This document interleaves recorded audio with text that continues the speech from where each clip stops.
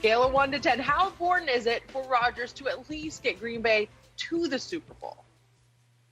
Well, I don't think it's good enough for him to just get there, Skip. I think he has to win. And before I answer the question and give you my grade, Skip, I wouldn't necessarily say they've been over backed. They did draft a quarterback. They moved up to select a quarterback. I don't know if that's necessarily bending over backwards to accommodate Aaron Rodgers. I can assure you he would have preferred if they moved up and took another position player or a offensive lineman or some other player other than quarterback. With that being said, Skip, I'm going to say it's an 8.5. And I think there's always pressure when you're dealing with a quarterback of Aaron Rodgers' caliber because, for me, that's the expectations when you're that great. Skip, I'm not so sure he's not a top 5 quarterback already, but I can assure you this. If he were to win another Super Bowl, it's hard to keep him out of the top 5. I don't believe with another Super Bowl he vaults in front of Tom. Maybe he doesn't vault in front of Peyton or Joe Montana, but I don't see how you keep him out of the top 5. But here's why the pressure is, Skip. You never know what your team is going to look like next year. Who knows if he's going to be – now, there's a lot of speculation. He's going, he's coming. Devontae Adams put off his contract negotiations until he was certain of the status of what Aaron Rodgers was going to do. So who knows? This is a prime opportunity, Skip, because guess what? There's only one bye. Everybody else had to play. This is probably as healthy as Aaron has been since he hurt that toe. You're probably going to get Jair Alexander back. You get David Bakhtiari, who missed last playoff, Skip, because he hurt his knee the last game of the regular season. So you get him back. So you get some guys that maybe were a little nicked up, and you give them an extra week to recover. I just think that Aaron Rodgers' flaws or his failures in the playoffs have been over-exaggerated. You do realize, Skip, he has a higher passer rating in the playoffs than Tom Brady. Now, I don't understand how people expect him to, and his 3 losses. I'm just looking at the 3 losses against the 49ers. His defense gave up 323 yards rushing. They lost 45-31. His defense gave up 285 yards rushing. They lost 37-20. His defense gave up 167 yards rushing. They lost 23-20. Skip, in 5 of his 9 losses, the defense has given up at least 37 points. You remember what Tom Brady defense gave up when they gave up, 41 points in the Super Bowl? They lost. So it's hard to overcome, even though you're a historically great quarterback. It's hard to overcome if you're deep. This is why it's the ultimate team game, Skip. And before I turn it over to you, if Tom Brady is on the New England Patriots, and that defense allowed Josh Allen to go 7 straight possessions without a kneel down, without a field goal attempt and a punt, Tom Brady's not overcoming that. He's not. So for me, the pressure is on Aaron for the simple fact, Skip, you don't know what lies down the road. You don't know if you'll be as healthy or the team will be as assembled as it is currently. So I'm going to go 8.5 as far as pressure. Now, if this was a Ben Roethlisberger situation, Skip, where you know what, Skip, it's over for him after this game, I would say the pressure is a 10. I believe Aaron Rodgers has 2 to 3 more years of great football in him, so he could easily get back. But it's not necessarily true that he will be in as good a situation as he's currently in. Okay, I hear everything you just said. But I am here to reiterate what I've told you again and again and again and again and again on this show. Aaron Rodgers' postseasons have never remotely lived up to his regular season greatness. And he has been, to your point, all-time transcendent in regular seasons. And he's about to win, what are we up to? His 4th MVP as we speak. 4th MVP. Now, right. The story that I am responding to was written by Tom Silverstein, who has covered the Packers for years and has deep, great insight into this team. And I recommend the piece that I saw in, I guess it was in USA Today, but it first appeared in the Milwaukee Journal Sentinel. And it is scathing in some ways, but it is mostly revealing about what Aaron hasn't done actually compared to Brady in the postseasons. So his point Right. is that since the Jordan Love debacle that sent Aaron over the edge and almost out the door, they have bent way over backward to provide him with everything he wanted or needed to have the best team. And obviously, they are now the number 1 seed. And Tom's point in the piece is that his roster right now, the firepower around him, is better than it's been the last 2 playoff runs with Matt LaFleur as the head coach. And again, that Devondre Campbell that they signed has been, all he did was make all-pro at linebacker. And then obviously Rasul Douglas and Eric Stokes at corner. And that new right tackle they have, Dennis Kelly. And obviously when Aaron wanted Randall Cobb, they went and got him back, Randall Cobb. Okay, so we get all that. But now we get to what's been going on in the postseason. Well, as Jenny pointed out, last 4 NFC Championship games dating back to 2011, he's 0-4.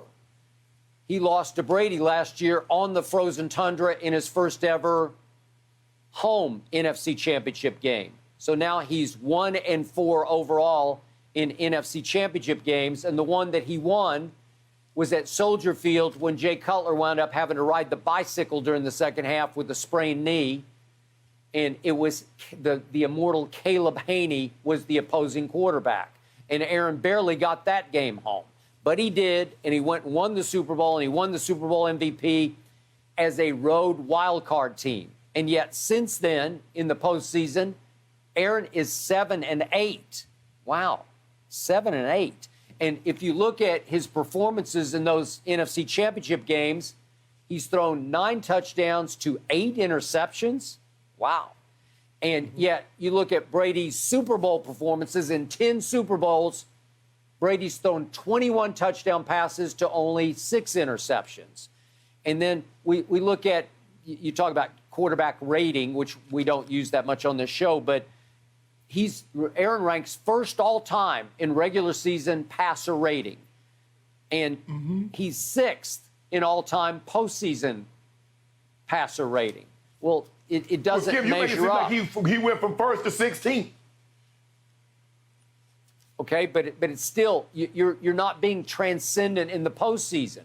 And then, as Tom Silverstein also points out, that in 17 games, that Aaron has just 1 game-winning drive, while Brady has 14 postseason game-winning drives in 46 postseason games. But the only game-winning drive that Aaron had was courtesy of Mason Crossbar against my Cowboys at Jerry World, thanks to 2 intergalactic hand of God field goals, the 2 most bizarre field goals I have ever witnessed, one of which was a dying quail that hung on to the right and barely went over the crossbar. The other one, which he somehow duck hooked to the left indoors, and it blew back inside the left upright. I've never seen anything like it. But that's what it took to get Aaron his only game-winning drive in 17 playoff games.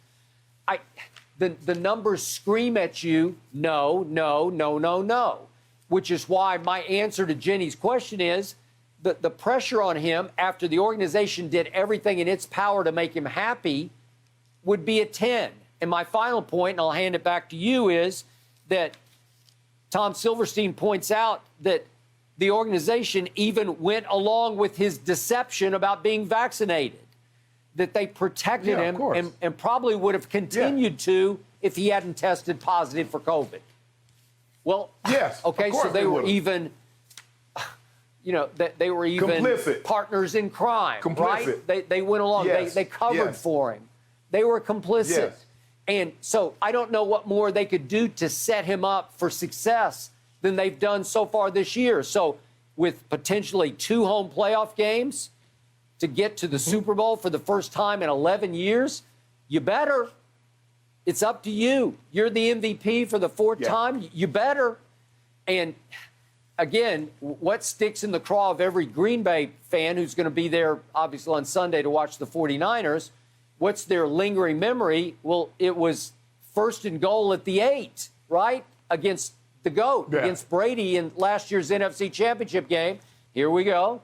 And That was airmailed to Lazard. And then the second play, he rolls right, and he tries to force it back across his body. Whoa, he airmails Devontae. And then this is your favorite play. Run it, Aaron. Run it. Take off. And he throws it back across his body, forcing it to a double-covered Devontae at the goal line, and it was easily broken up. Shannon Sharpe says, run it. You could beat Devin White. At least, maybe you could beat him to the sticks, if not to the goal line. Maybe you could get the first down. Yeah, he got to Skip, he got to the pylon, Skip. I believe he got to the pylon. Okay. Are you that guy or not that guy? Well, he wasn't. And his young head coach said, I've seen enough. Let's take the field goal that will only make the score 31-26 in favor of Tom Brady. Huh? And that's what, at that moment, LaFleur thought of Aaron Rodgers. And then Aaron made a joke about it, took a shot back, obviously, at his young head coach when he was the Jeopardy host, right? Okay, right. Yeah. So it's on you, Aaron. They gave you everything you could ask for, except for the Jordan Love pick, obviously. But after that, they did everything in their power to make you successful. Here you go. You better.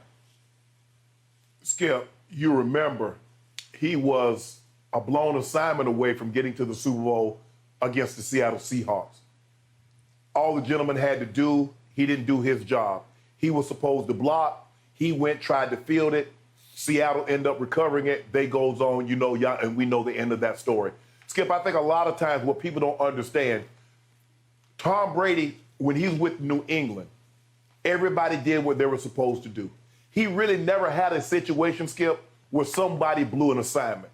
Credit Coach Belichick.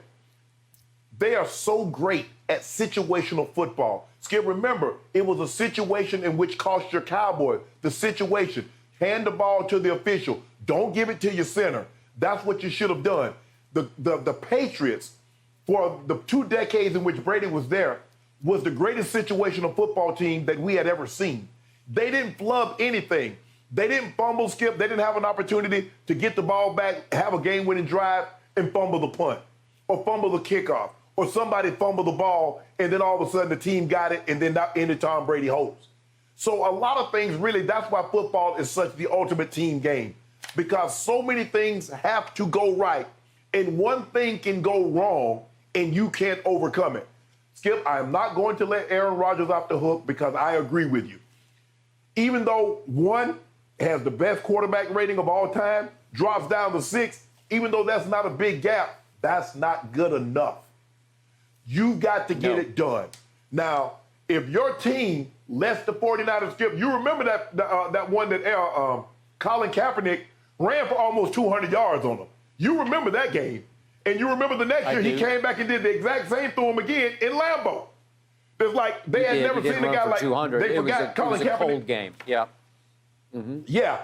But so when, Skip, and you saw when Cleveland, what they did to your Cowboys and what Arizona did, when you let a team run for 323 yards and you let a team run for 285 yards, you're not going to possess the ball an awful lot. And when you do possess it, you better put the ball into the end zone because you don't know when you're going to get it back again.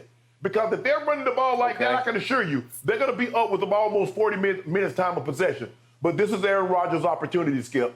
I don't know if he'll ever get a better opportunity in Green Bay because you never know. When you look around, and that's what I used to tell the guys once we got to the playoffs, look around because it's never going to be like this again.